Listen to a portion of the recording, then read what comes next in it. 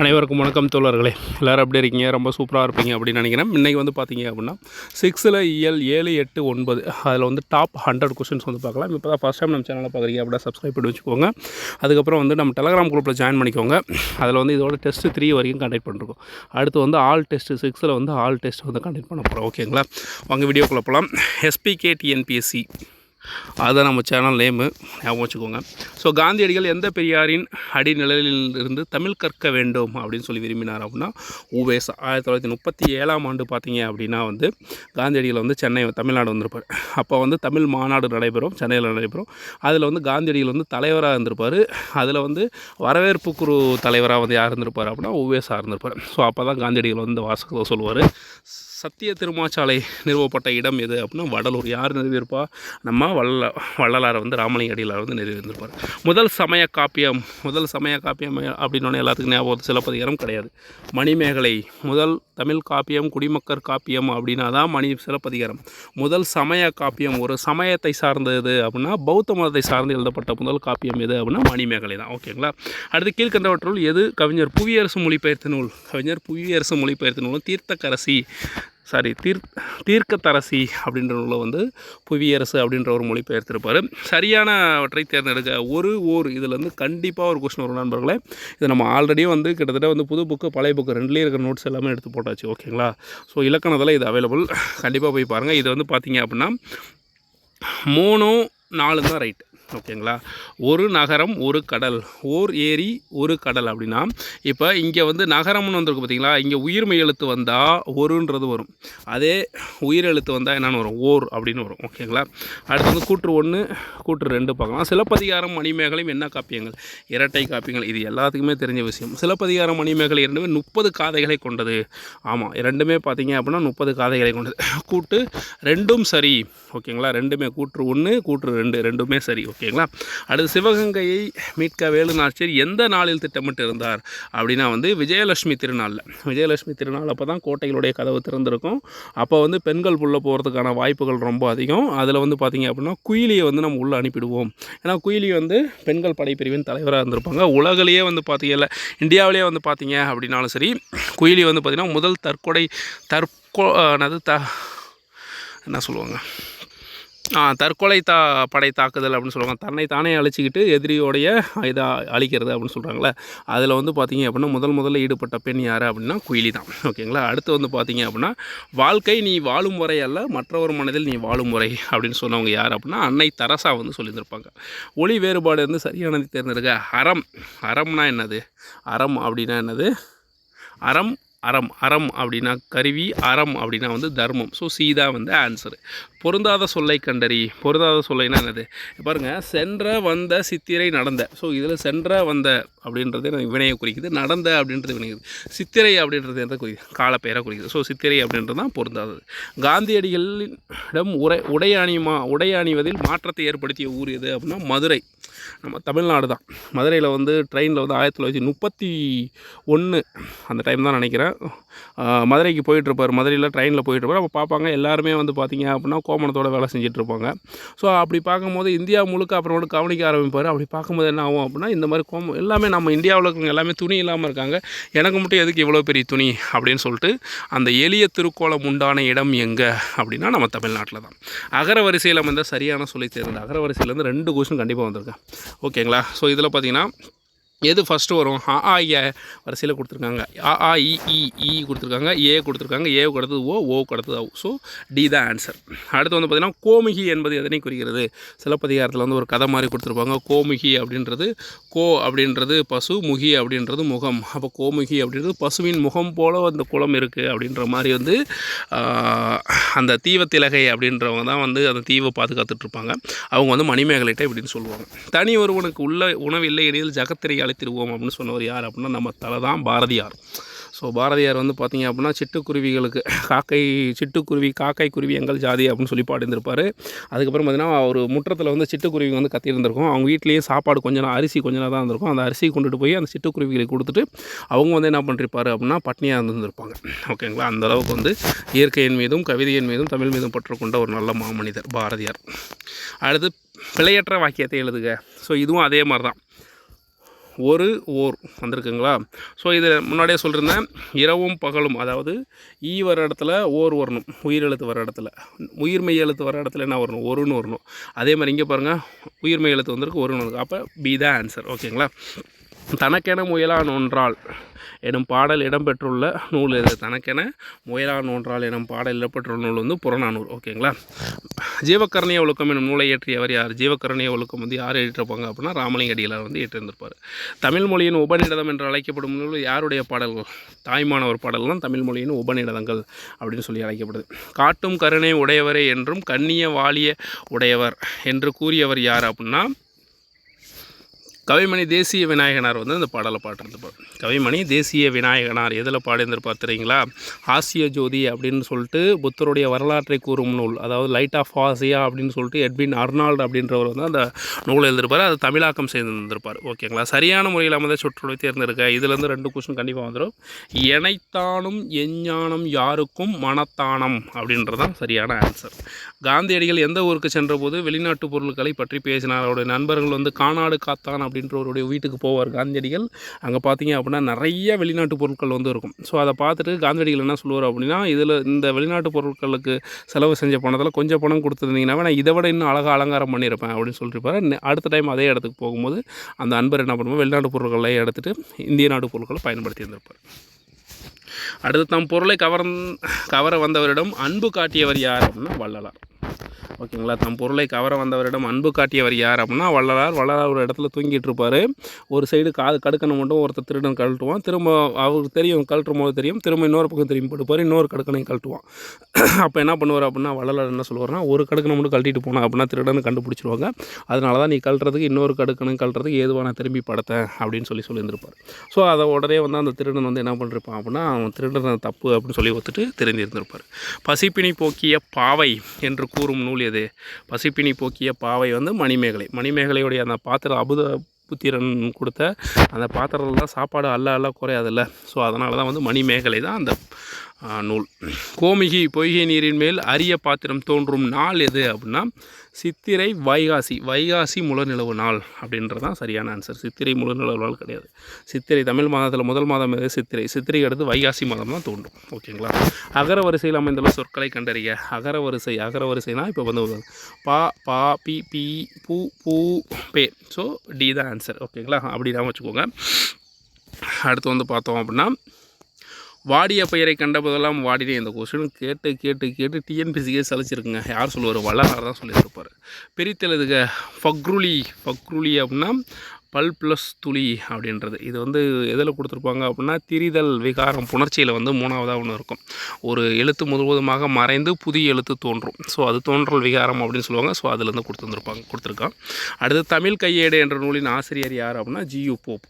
தமிழ் கையேடு அப்படின்றது வந்து ஆங்கிலத்தின் மூலிமா தமிழை கற்றுக்கிறதுக்காக கொண்டு வரப்பட்டது தான் இந்த தமிழ் கையேடு அப்படின்றது. ஜியு போப் அவர்கள் எழுதியிருப்பார். உலக உயிர்களை அனைத்தும் துன்பமின்றி இன்புற்று வாழ வேண்டும் என்று விரும்பியவர் யார் அப்படின்னா புத்தர் வந்து விரும்பியிருந்திருப்பார். ஓகேங்களா. அமைச்சர், இது வந்து பார்த்திங்கன்னா வேலு நாச்சியார் சம்மந்தமான கொஷின்ஸு. அமைச்சர் யார்? தாண்டவராயர். ஆண்கள் படைப்பிரிவுக்கு தலைவர்களாக இருந்தவர் மருது சகோதரர்கள். பெண்கள் படைப்பிரிவு குயிலி. நடுக்கல் வந்து உடையார். ஓகேங்களா. நடுக்கல் உடையால வந்து இறந்துருவாங்க. அதுக்கு நடுக்கல் நட சொல்லியிருப்பாங்க. அது நடுக்கல் வழிபாடு பற்றியும் குறிப்பிடும் நூல் எது? வழிபாடு பற்றியும் நடுதல் பற்றியும் குறிப்பிடும் நூல் எது அப்படின்னா தொல்காப்பியம். அதை ஞாபகம் வச்சுக்கோங்க. ஓகேங்களா. ஸோ அப்போ வந்து வேலுநாச்சியார் போயிட்டு அந்த சிவகங்கை கோட்டையை மீட்கிறதுக்கு போவாங்க இல்லைங்களா. அப்போ போகும்போது தன்னுடைய தாலியை கழட்டி அந்த உடையால் அந்த கல் மேலே வச்சுட்டு போவாங்களாம். அப்போ ஒரு அரசியோட தாலி அந்தளவுக்கு கோல்டாக இருந்திருக்குன்னா அப்போ யோசனை பண்ணிப்போம். அது வச்சது அப்படியே இருக்கும் அந்த காலத்தில். இப்போல்லாம் வந்து போட்டுட்டு போனால் பிச்சின்னு ஓடிடுறானுங்க. காந்தியடிகளை மிகவும் கவர்ந்த நூல்கள் எது அப்படின்னா தமிழ் கையேடு மற்றும் திருக்குறள். தென்னாப்பிரிக்காவில் இருக்கும்போது ஜியு போப் அவருடைய தமிழ் கையேடு நான் விரும்பி படித்ததாக வந்து காந்தி கொடுத்து சொல்லியிருந்திருப்பார். அப்போ தான் வந்து தமிழ் படிக்கவும் ஆர்வம் ஏற்பட்டது அப்படின்னு சொல்லிட்டு தென்னாப்பிரிக்காவில் இருக்கும்போது தான் தமிழ் படிக்கும்போது ஆர்வம் ஏற்பட்டது அப்படின்னு சொல்லியிருப்பார். தமிழில் வந்து அவருக்கு பிடித்த இன்னொரு நூல் எது அப்படின்னா திருக்குறள். ஓகேங்களா. ஸோ மணிமேகலையை மணிப்பல்லவத்தீவுக்கு அழைத்து சென்றவர் யார் அப்படின்னா இதுக்கு வந்து மணிமேகலா தெய்வம் அப்படின்றது ஆன்சரு. ஸோ இதில் வந்து அந்த ஆன்சரை மிஸ் பண்ணிட்டேன். ஓகேங்களா. மணிமேகலா தெய்வம் அப்படின்றதான் அதுக்கான ஆன்சர். தீவத்திலகை அப்படின்றவங்க யார் அப்படின்னா அந்த தீவில் இருந்த புத்தர் சிலையை பாதுகாத்தவங்க. ஆதிரை யார் அப்படின்னா மணிமேகலையோட பாத்திரம் இருக்குல்ல, அபுதபுத்திரன் அப்படின்ற அந்த வைகாசி திங்கள் நிலவுனால அவங்களுக்கு ஒரு பாத்திரம் கிடச்சிருக்குல்ல, அந்த பாத்திரத்தை கையில் வாங்கிட்டு போவாங்கள்ல, அதில் வந்து சாப்பாடு இடுற யாருன்னா ஆதிரை. இந்த கொஸ்டின் லாஸ்ட் டைம் கேட்டிருந்தாங்க. மணிமேகலையின் அந்த பாத்திரத்தில், அற்புத பாத்திரத்தில் உணவிட்டவர் யார் அப்படின்னு சொல்லி கேட்டிருந்தாங்க. சுதமதி அப்படின்றது யார்? சுமதி அப்படின்னு வரும். ஓகேங்களா. சுமதின்றவங்க யார் அப்படின்னா மணிமேகலையோட தோழி. ஓகேங்களா. அகர வரிசை எப்படி அமைந்துள்ளதை கண்டறி. அகர வரிசை எப்படின்னா ஃபஸ்ட்டு கீ. ஓகேங்களா. கீக்கு அடுத்தது தே.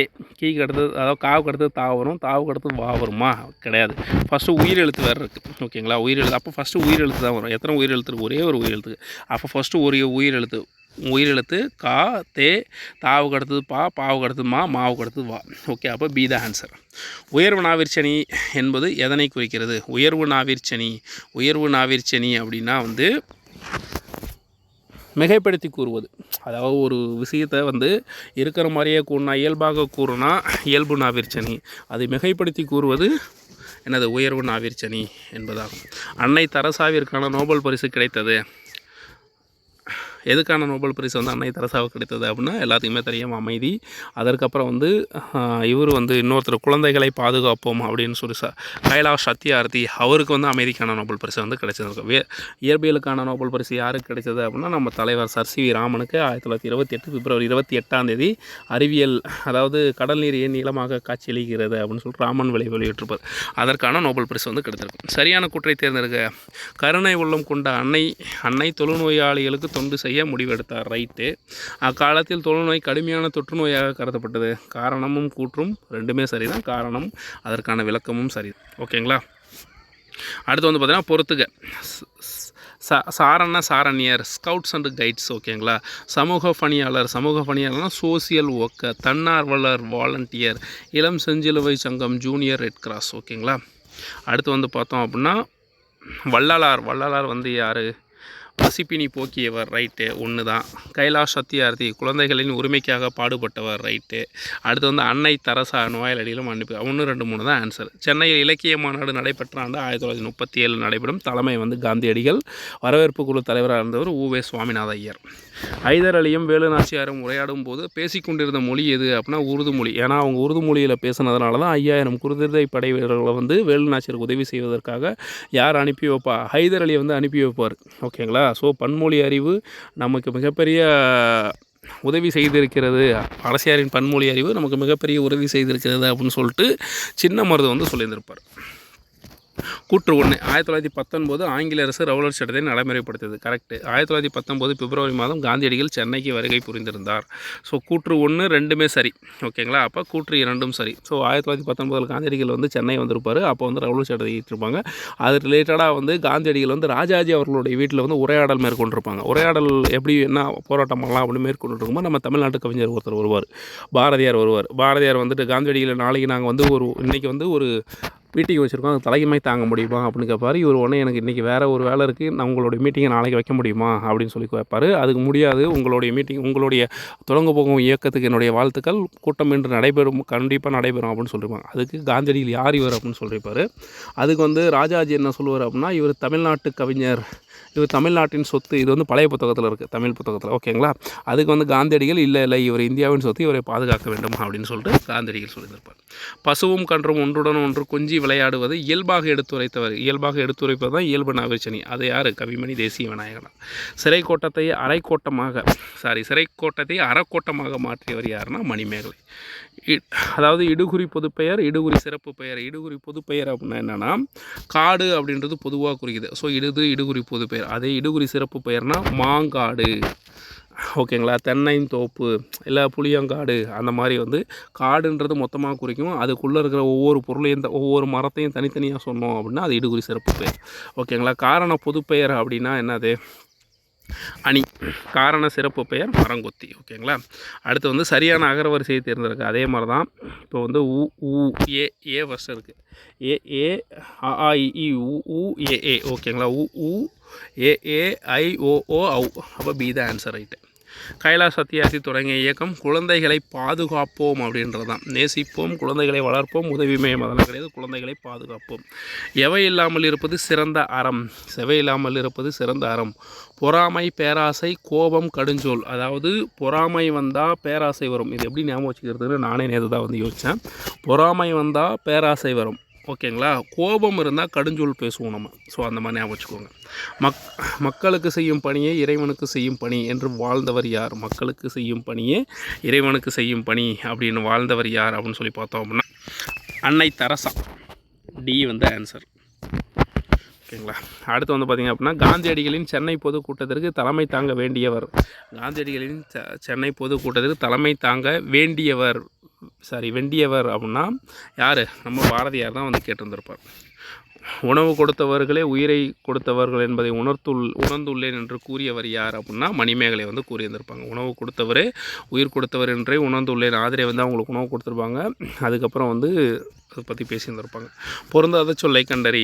இதில் வந்து பார்த்திங்க அப்படின்னா ஐ, மற்று இது எல்லாமே வந்து இணைப்பு சொற்கள், ஓகேங்களா. இது மட்டும் மட்டும் பார்த்திங்க அப்படின்னா வந்து என்ன சொல், அதாவது பெரிய அப்படின்னா தனியாக ஒரு சொல் ஒரு மொழியில் வந்து வந்துடும்.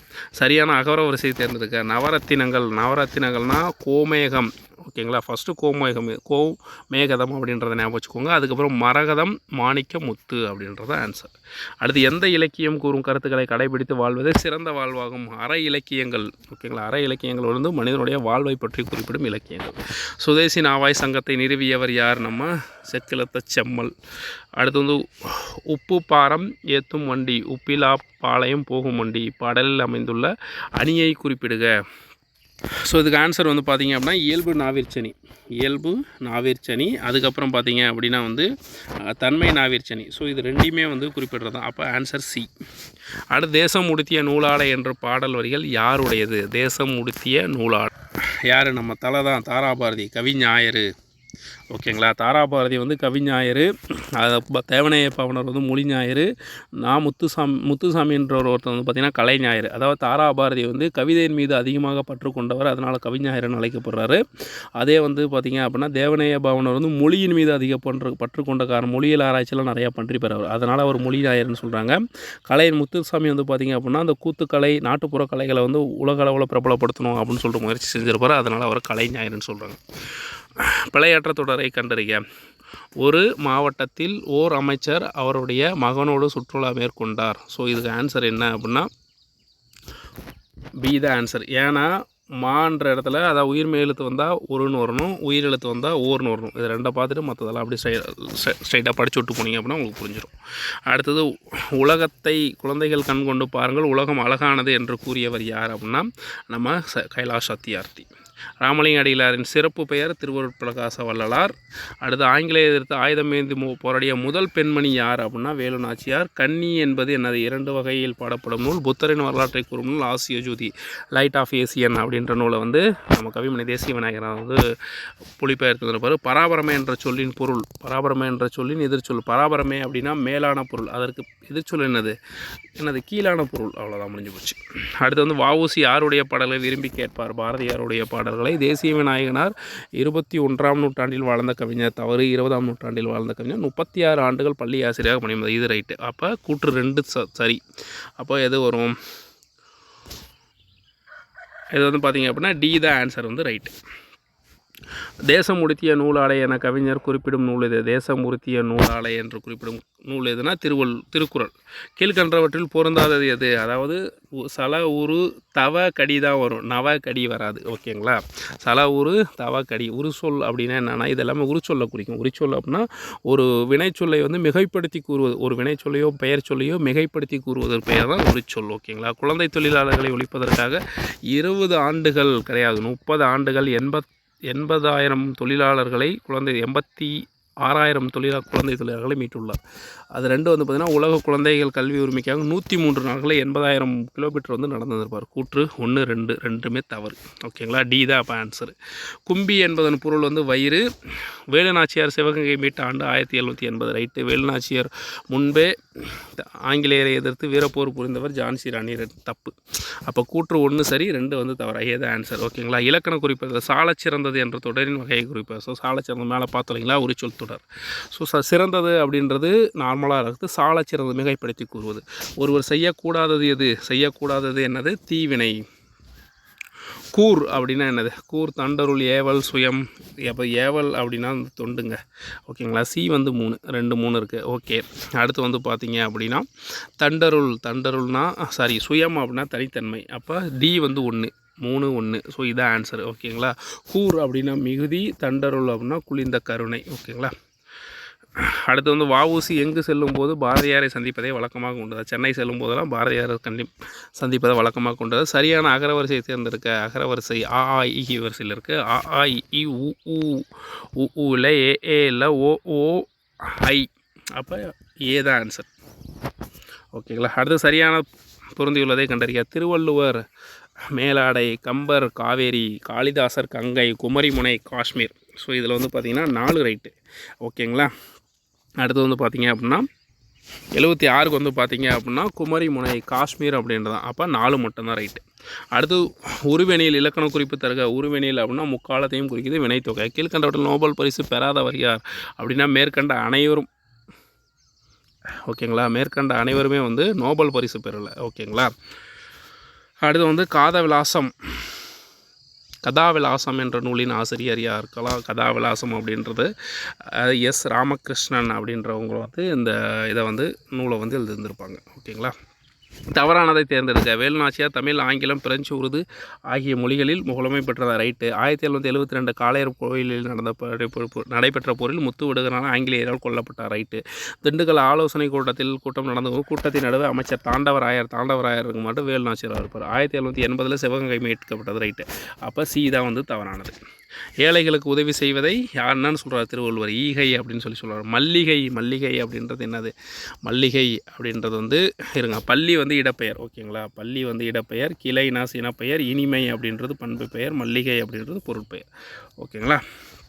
அடுத்து வந்து இன்புற்று இருக்க பிரித்ததுக்கு. இன்புற்று ப்ளஸ் இருக்க. ஸோ சி தான் ஆன்சரு. சுதேசி நாவாய் சங்கம் என்ற கப்பல் நிறுவனத்தை பதிவு செய்த ஆண்டு எது அப்படின்னா 1906 அக்டோபர் 16. கவிஞர் தனது கருத்தை சுவையோடு சொல்வதற்கு உதவுவது எது? கவிஞர் தனது கருத்தை சுவையோடு சொல்வதற்கு அணிதான் வந்து உதவும்.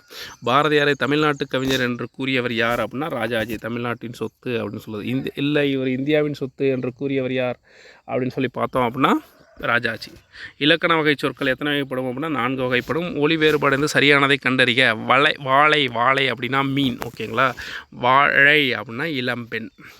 அடுத்து சரியான இணைகளை தேர்ந்தெடுக்க. பகுத்தறிவு கவிராயர் உடுமலை நாராயண கவி. Okay right. உவமை கவிஞர் பாவலர் பெருஞ்சித்திரனார். மக்கள் கவிஞர் அப்படின்றது பட்டுக்கோட்டை கல்யாணசுந்தரம். புரட்சி கவிஞர் தாராபாரதி. ஸோ இதுக்கு வந்து ஆன்சர் பார்த்தீங்க 1 வந்து ரைட்டு. பகுத்தறிவு கவிராயர் அப்படின்றவர் வந்து உடுமலை நாராயண கவி. மக்கள் கவிஞர் வந்து பட்டுக்கோட்டை கல்யாண சுந்தரனார். ஓகேங்களா? அடுத்து வந்து பார்த்தோம் அப்படின்னா வேலுநாச்சியார் காலம் வந்து 1730 1796. நம் உள்ளம் ஏற்றுக்கொள்ளாத எந்த செயலையும் எந்த காலத்திலும் செய்யக்கூடாது என்று கூறிய வள்ளுவர் என்னத்த சொல்கிறாரு? அதாவது இறந்த காலம், நிகழ்காலம், எதிர்காலம் எந்த காலத்துலையுமே நம்ம உள்ளம் ஏற்றுக்கொள்ளாத செயலை எதுவும் செய்யக்கூடாது அப்படின்னு சொல்கிறார். பொருத்தமற்ற பெயர் சொற்களை எடுத்து எழுதுக. பொருத்தமற்ற பெயர் சொல். காலப்பெயர் அப்படின்னா செம்மையா கிடையாது. சினைப்பெயர் அப்படின்னா கண். ரைட்டு. பண்பு பெயர் ஆண்டு கிடையாது. தொழில் பெயர் ஆடுதல். அப்போ 1 3 வந்து பொருத்தமற்றது. காலின் கிப்ரான் எந்த நாட்டை சேர்ந்தவர் அப்படின்னா லெபனான் நாட்டை சேர்ந்தவர். பேட்டிஷியன் அப்படின்னா வந்து நாட்டுப்பற்று. உள்ளதை உள்ளவாறு கூறும் அணியின் பெயர் என்னது? உள்ளதை உள்ளவாறு கூறும் அணிவின் பெயர் தன்மை நாவிற்சனி அப்படின்னு சொல்லலாம். உயர்வாக கூறுவது உயர்வு நாவிற்சனி. பகுத்தறிவு பல்லுயிர் ஓம்புதல் நூலோர் தொகுத்தவற்றுள் எல்லாம் தலை. குறிப்பாக அமைந்துள்ள தொடை நயம் எது அப்படின்னு சொல்லி பார்த்தோம். ஸோ இதில் வந்து பார்த்திங்க அப்படின்னா டி த ஆன்சர். சீர்மோனை அடி எதுகை அப்படின்றது. தீமை செய்தவருக்கு நன்மை செய்ய வேண்டும் என்று கூறியவர் யார்? தீமை செய்தவருக்கு நன்மை செய்ய வேண்டும் என்று கூறிய யார் சொல்லியிருப்பாங்க அப்படின்னா நம்ம வள்ளலார் தான் வந்து சொல்லியிருந்திருப்பார். வள்ளலார். ஓகேங்களா? ஆக்சுவலாக வள்ளுவரும் வந்து ஒரு குறளில் சொல்லியிருந்திருப்பார். அவங்க வந்து அவங்களோட தப்பை உணர்கிற அளவுக்கு அவங்களுக்கு நன்மை செய்யணும் அப்படின்னு சொல்லியிருப்பார். அதெல்லாம் இப்போ பாசிபிள் கிடையாது. பிறமொழி சொற்களற்ற தொடர் அப்படின்னா அவர்களுக்கு இடையில் உரையாடல் அப்படின்றதான் சரியான வார்த்தை. லாரி என்பதற்கு சரக்குந்து லாரி என்பதற்கு என்ன பொருள்? சரக்குந்து அப்படின்றது பொருள். அடுத்து வந்து பார்த்திங்கன்னா ராமநாதபுரத்தை ஆட்சி செய்தவர்கள் யார்? ராமநாதபுரம்னா செல்லமுத்து சேதுபதி, சக்காத்தி முத்தம்மாள் அப்படின்றவங்க. ஸோ இந்த 100 கொஷின்ஸ் வந்து கண்டிப்பாக உங்களுக்கு ஹெல்ப்ஃபுல்லாக இருந்திருக்கும் அப்படின்னு நினைக்கிறேன். உங்களுக்கு ஃபஸ்ட்டு வந்து அந்த சேனலில் போட்டிருக்கோம் இல்லைங்களா, அந்த கொஷின் பேப்பரை ஃபஸ்ட் ட்ரை பண்ணி பாருங்கள். ட்ரை பண்ணி பார்த்துட்டு எந்த அளவுக்கு படிச்சிருக்கோம் அப்படின்னு சொல்லி தெரிஞ்சுட்டு அதுக்கப்புறம் வந்து கொஷின்ஸ் வந்து போடுங்க. ஓகேங்களா? பாருங்கள். அதுக்கப்புறம் இன்னொன்று, இப்போ அடுத்த டெஸ்ட் வந்து பார்த்திங்க அப்படின்னா 6th ஃபுல்லாக வந்து அடுத்த டெஸ்ட் வந்து போட போகிறேன். ஓகேங்களா? ரொம்ப ஹெல்ப்ஃபுல்லாக இருக்கும். ஃபாலோ பண்ணிக்கோங்க. நன்றி நண்பர்களே. பாய்.